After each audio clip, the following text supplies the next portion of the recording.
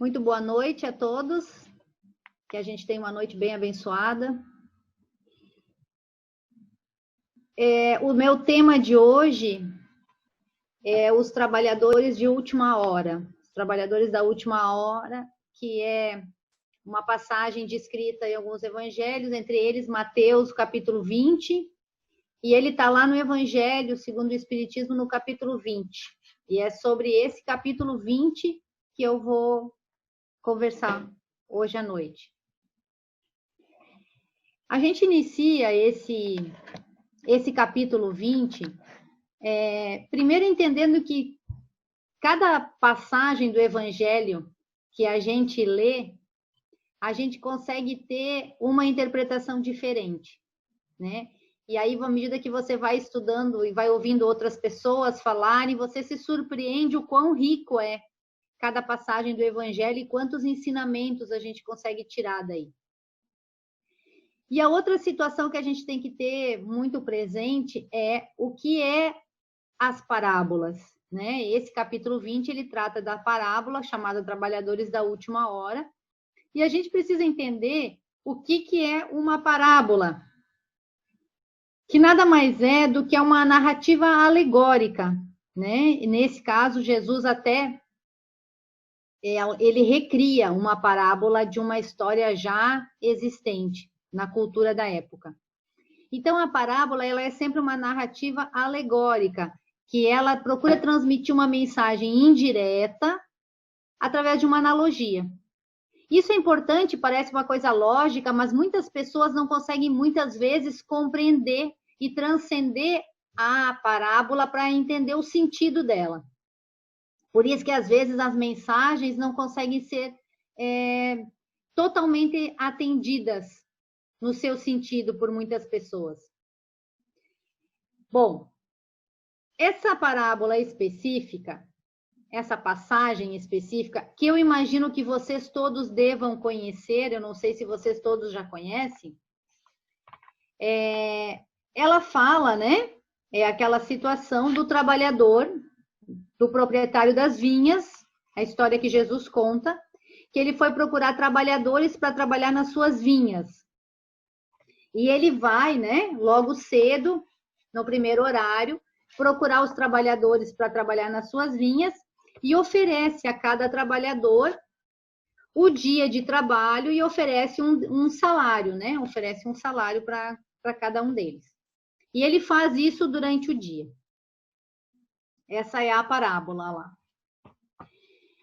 Essa parábola, ela suscita em nós, num primeiro momento, uma situação de um sentimento que nós temos e que nós imaginamos que não temos e que não gostamos de ter, né? O que nos incomoda nessa parábola?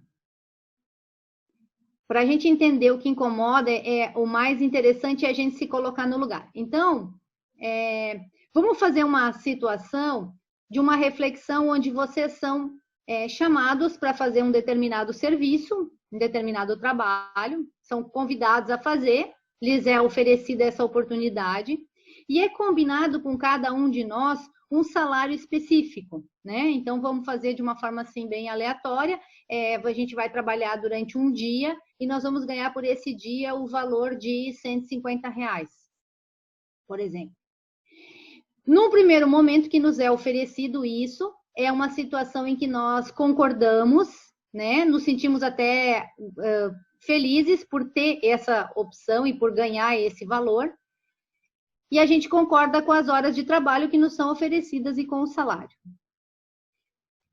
Na metade do dia, mais ou menos, chegam novos trabalhadores para trabalhar conosco nessa empreitada. Num primeiro momento, a gente fica feliz, porque vai dividir o trabalho, fica mais leve, tem mais pessoas trabalhando. E essas pessoas lhes é oferecido os mesmos R$150. A gente se sente um pouco incomodada. O trabalho segue durante o dia e quase no final do dia, já faltando 1 ou 2 horas para terminar o dia, chegam novos trabalhadores. para auxiliar na finalização desse trabalho. Esses trabalhadores iniciam já próximo do fim, já quase trabalho concluído. E aí, com surpresa, nós ficamos sabendo que esses trabalhadores que irão trabalhar uma parte muito pequena do dia, lhes é oferecido os mesmos R$ 150. Ou seja, eu trabalhei de manhã até a noite, vou ganhar R$ 150. E qual é a minha postura com esses trabalhadores que chegaram só perto das 6 horas, 5 horas, vão trabalhar apenas 1 hora e vão ganhar a mesma coisa que eu? Num primeiro momento, e num segundo momento, e num terceiro momento, qual é a sensação que nos dá? De uma forma bem franca.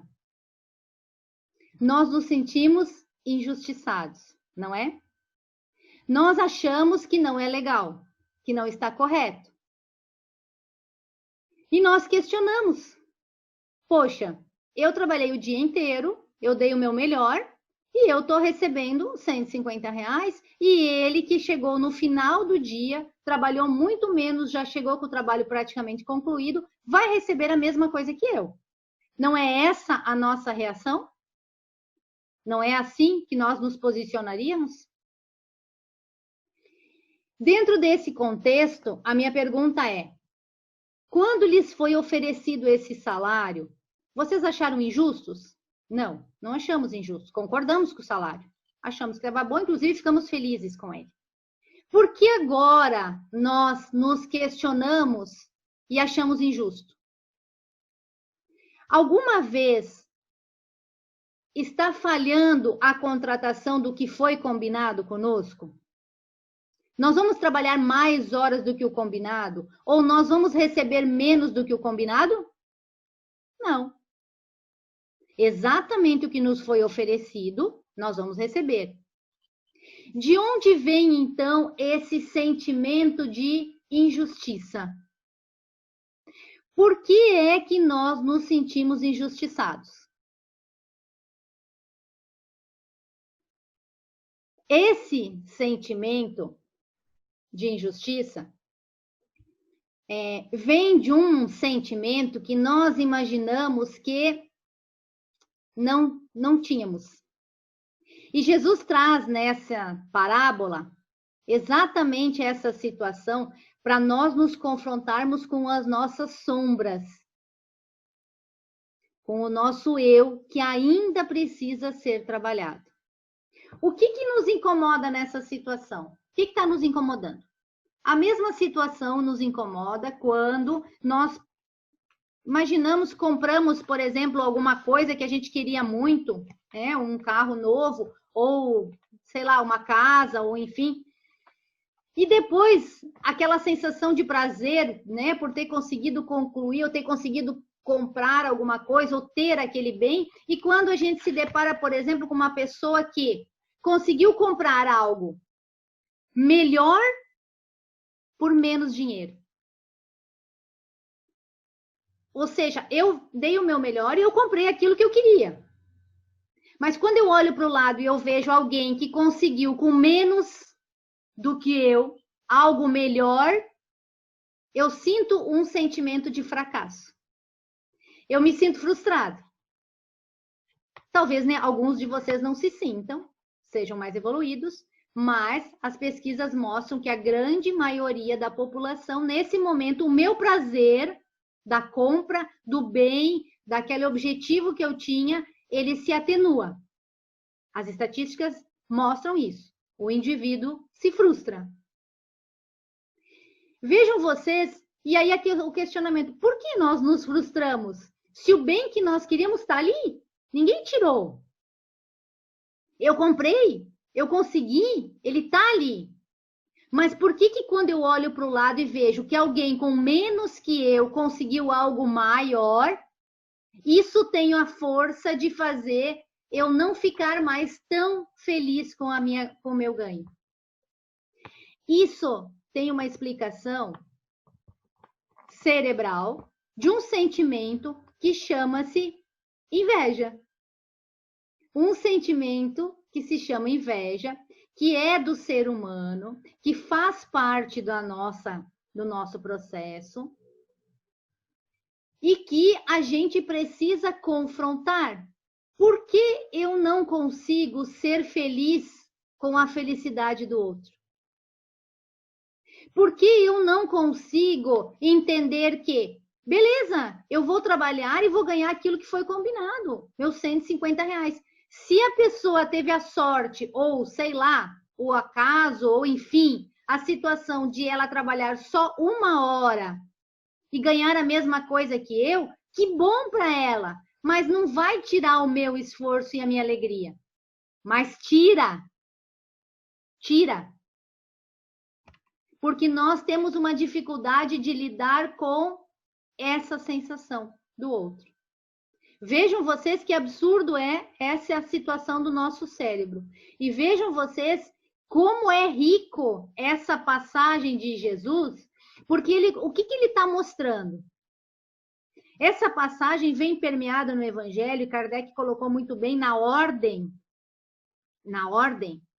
que todas as passagens, tanto a anterior, quanto a posterior, quanto a próxima, elas são voltadas para o reino dos céus. Ele apresenta o reino dos céus.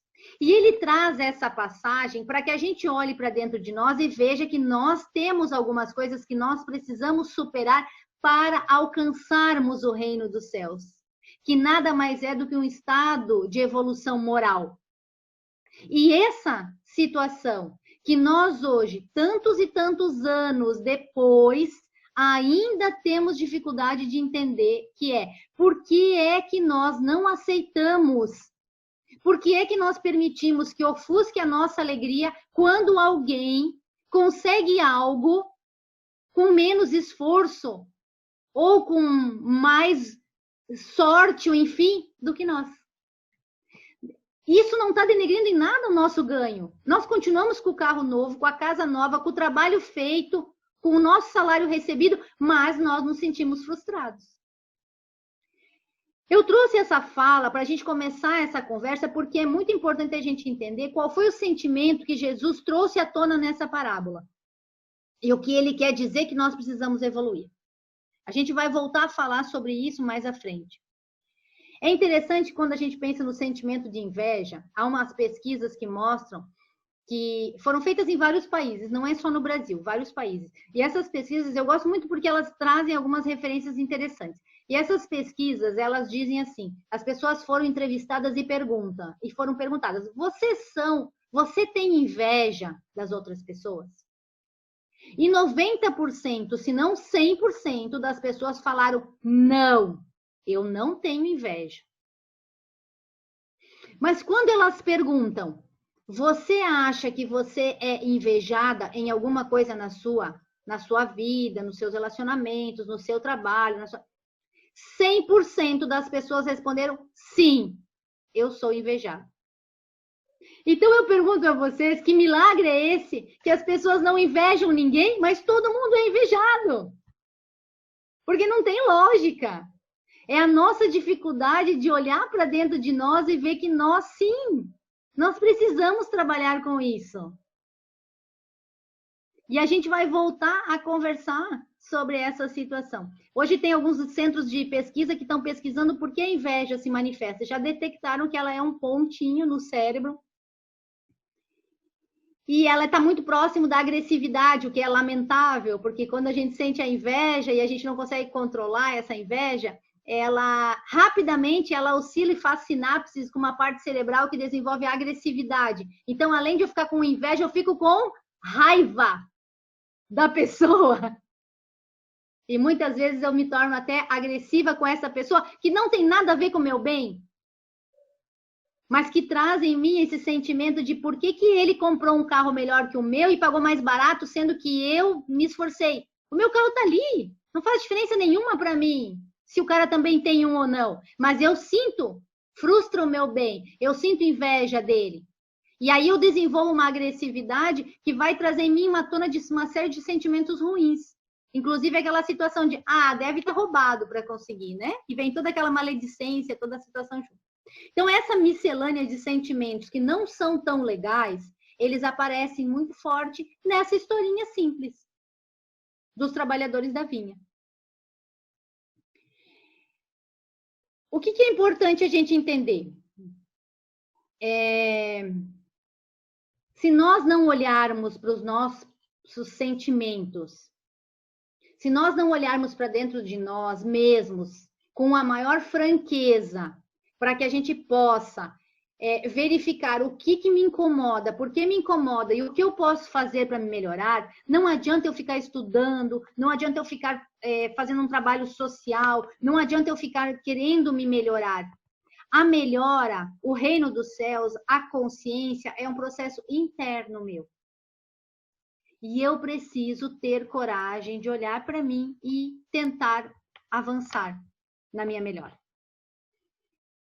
Bom, voltando então para essa questão da história, Jesus, é importante a gente entender que essa parábola dos trabalhadores da vinha, Jesus adaptou essa parábola de uma antiga história da cultura, da civilização da época.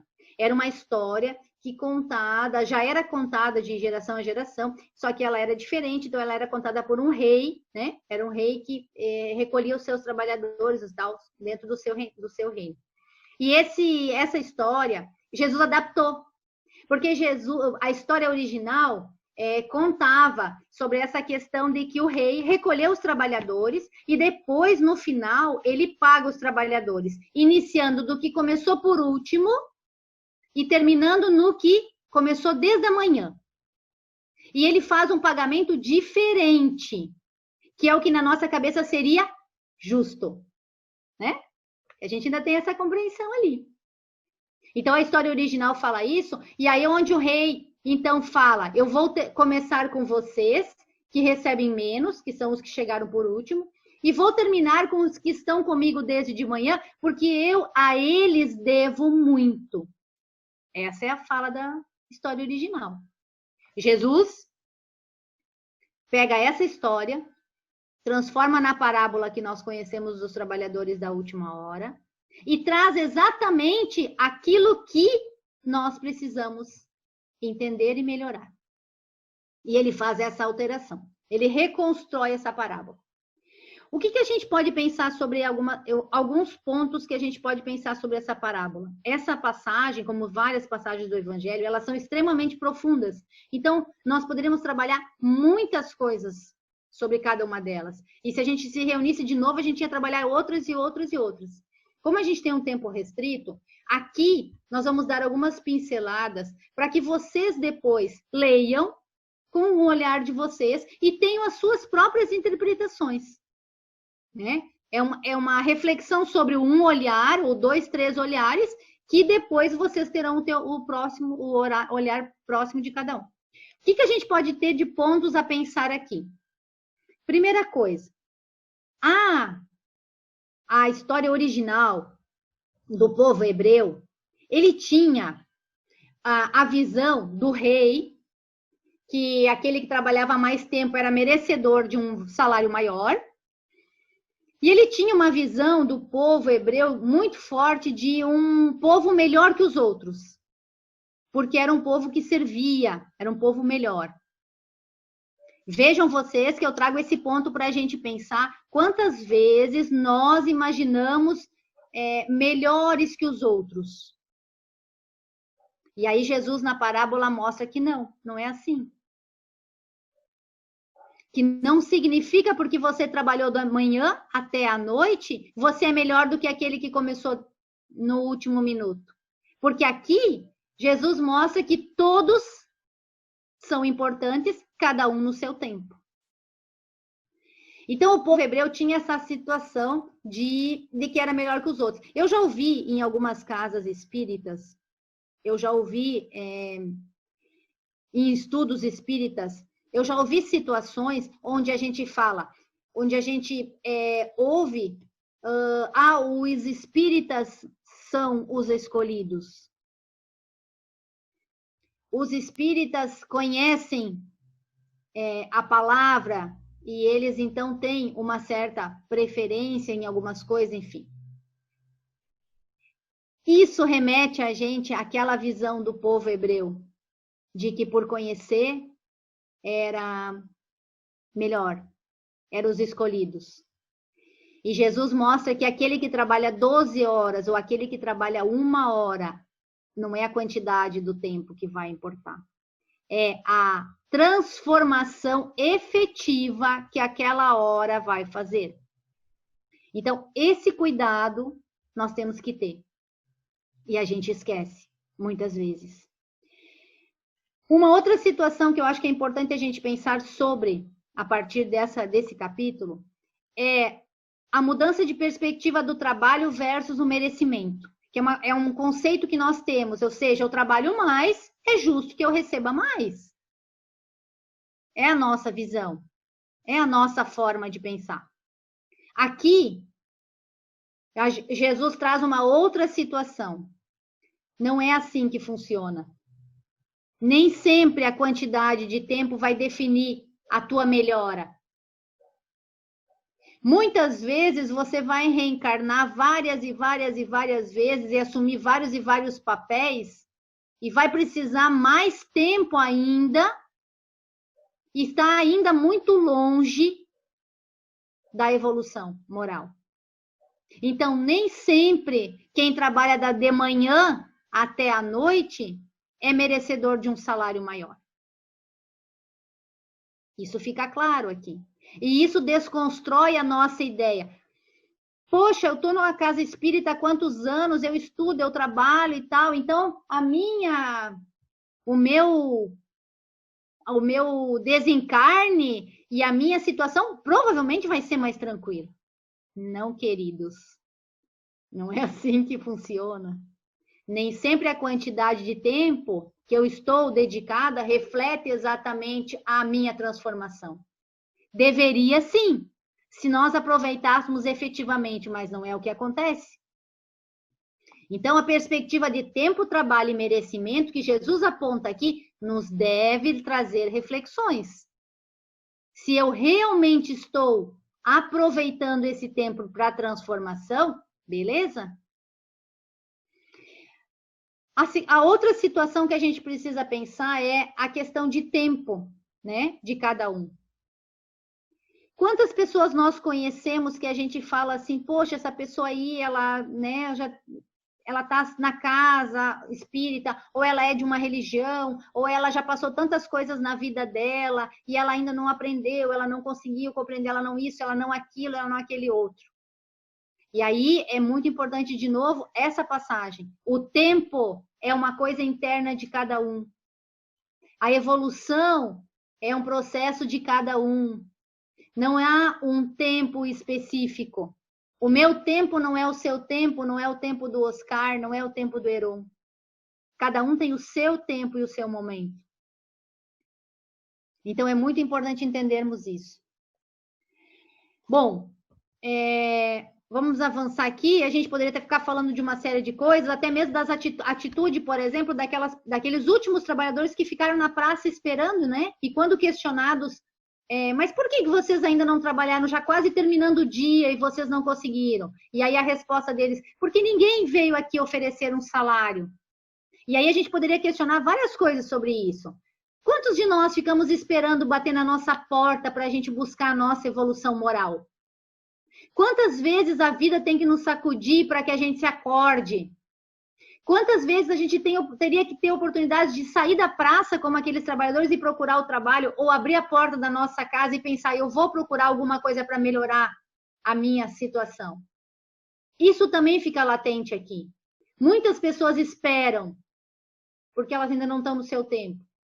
Muitas pessoas poderiam já avançar sem esperar vir alguém oferecer um trabalho, um salário, uma revolução, sem precisar esperar uma doença, uma perda para elas evoluírem moralmente.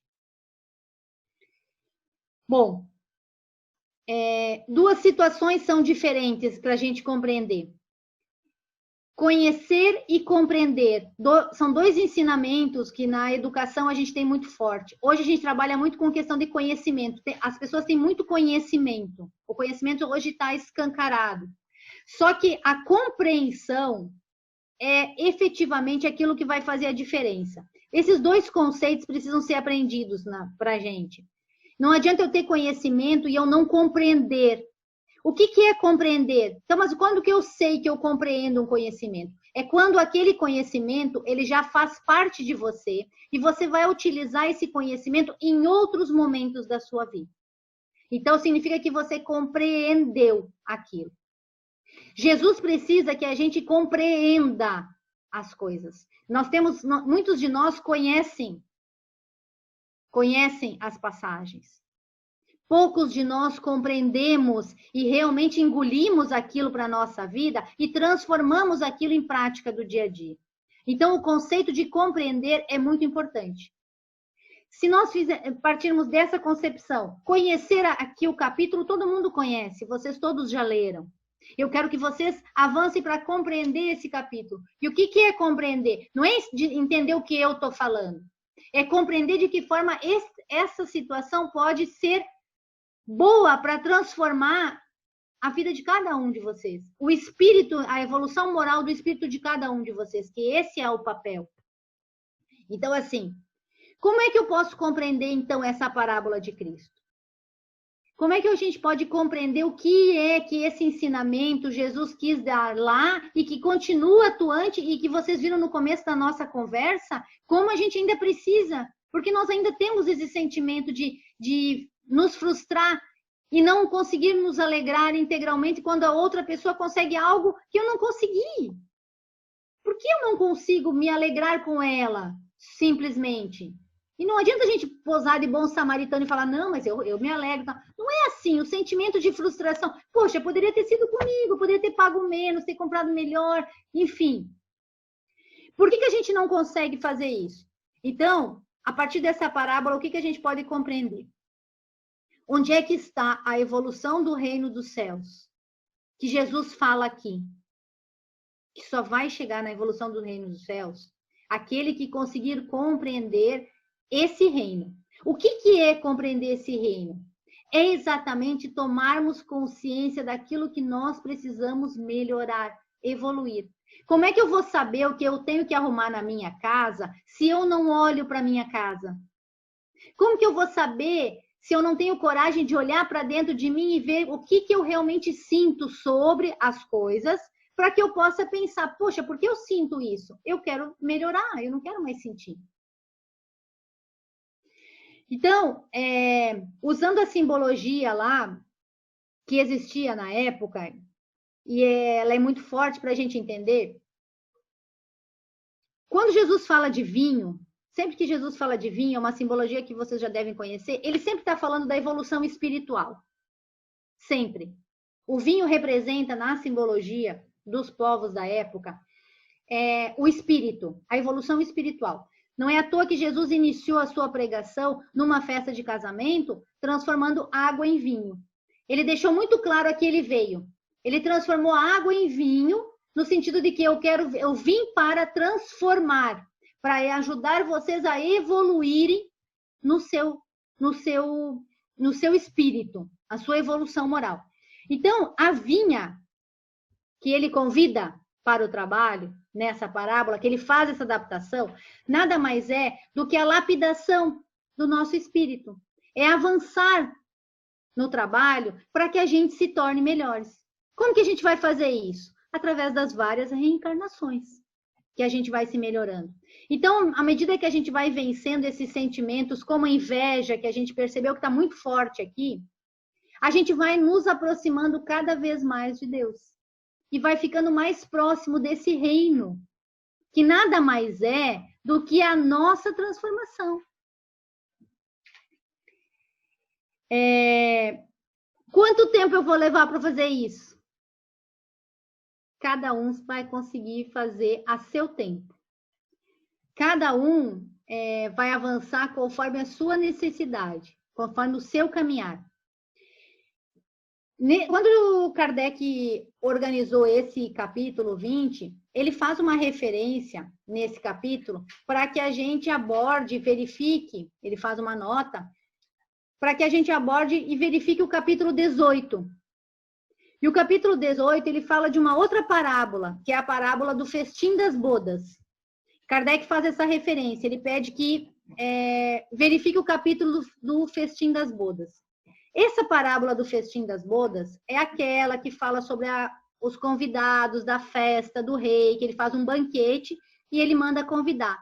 E ele convida as pessoas e as pessoas não vão. Aí ele faz todo o banquete e não tem os convidados. Aí ele manda as pessoas ir buscar qualquer um. Muitos os convidados, poucos os, né? Aquela situação toda. Eu tenho que tirar meu gato daqui, que ele tá aqui. Olha aqui, ele tá aqui em cima. Bom, o que Kardec quis dizer? Por que Kardec trouxe essa referência do capítulo 18? Porque as duas parábolas falam sobre o reino dos céus. As duas parábolas falam sobre muitos os chamados e poucos os escolhidos. As duas falam que a transformação para eu chegar nesse reino depende de mim e do meu tempo. Eu recebo o convite. Eu faço parte. A vida me encarrega de me propor vários trabalhos em várias vinhas. Eu tenho meu tempo. À medida que eu for aceitando, que eu for me trabalhando, que eu for evoluindo, eu vou me aproximando desse reino dos céus. Quem são esses poucos escolhidos? Aqueles que vão tomando consciência. À medida que nós vamos nos tornando conscientes das nossas falhas, das nossas dificuldades, dos nossos equívocos, dos nossos sentimentos ainda conturbados, à medida que nós vamos tomando conta e percebendo isso tudo, nós vamos nos melhorando. E vamos nos tornando mais próximo daquilo que Jesus veio mostrar na prática aqui. Quem é, então, o trabalhador da última hora, né? Quem é esse trabalhador da última hora? Quem é aquele que chega só às 5 horas para 6 horas encerrar o dia e receber o salário cheio? Todos nós que ainda estamos muito presos nos nossos sentimentos de orgulho, nos nossos sentimentos de materialidade. E agora nós estamos tomando conta disso. Nós estamos nos percebendo isso, né? Isso é muito forte nos espíritas. Estamos conhecendo a verdade. O que nós vamos fazer com ela? Aí é o tempo de cada um. E conhecer a verdade não basta. A gente viu aqui que precisa o outro conceito na educação. Eu preciso compreender. Eu preciso engolir esse conhecimento e ele fazer parte de mim. E ele vai transformando o meu dia. Então, quando eu compreendo, eu transformo. Se eu conheço, eu continuo sendo um mero espectador da vida. Trabalhadores de última hora, aqueles que ficaram muito tempo envolvidos no orgulho, na vaidade, mas que acordaram. E Jesus deixou muito claro lá, o salário é igual. O salário é igual. Os primeiros trabalhadores são os profetas, os primeiros que chegaram com as palavras. Os trabalhadores do meio-dia, aqueles trabalhadores que seguiram já, organizaram as frentes de trabalho, criaram os primeiros grupos. E os trabalhadores de última hora são aqueles que chegam envolvidos ainda em muitos sentimentos como inveja, mas que chegaram e que têm direito ao salário como os outros. Então, que a gente possa aproveitar, mesmo chegando no final. Então, e muitos de nós vivemos em outras vidas, provavelmente estamos já há mais tempo trabalhando, né? Que a gente possa cumprir o nosso papel de trabalhadores. Cumprir o nosso papel de trabalhadores, tomando consciência do que é esse reino dos céus, desmistificando essa situação de um caminho lá na frente que eu devo alcançar. O reino dos céus se encontra dentro de mim. É a minha transformação. Ele só diz respeito a mim. Ele só é no meu tempo. Ele é da forma que eu determinar. Isso é liberdade. Isso é livre-arbítrio. Quem vai definir a minha transformação sou eu própria. Quem vai definir aqueles indivíduos que estavam na praça, se eles iriam trabalhar ou não, era cada um deles, como nós. Jesus propõe. Deus nos propõe através das várias reencarnações. A vida nos propõe o tempo todo com as nossas dificuldades. Mas quem vai definir sou eu. Então, que a gente possa tomar consciência e compreender que nós somos totalmente responsáveis por nós. Quando nós tivermos consciência de que nós, e não mais ninguém, nós só somos responsáveis pela nossa evolução, pelo nosso espírito, cai por terra todas as desculpas, cai por terra todos os atenuantes, cai por terra todas as coisas que a gente usa, os subterfúgios que a gente usa para esconder, mas eu também é muito difícil, porque a minha família não é fácil, porque o meu trabalho, porque o lugar onde eu moro, porque o meu governo, porque a minha cidade, porque eu própria, porque enfim, as minhas condições físicas, cai tudo por terra. Porque só nós somos responsáveis pela nossa evolução. E nós vamos evoluir no tempo que nós determinarmos. Jesus veio viver uma experiência terrena para nos mostrar isso, e existe um propósito para cada um de nós. Agora, o tempo, somos livres. Então, que a gente possa, mesmo sendo trabalhadores de última hora, fazer jus a esse salário.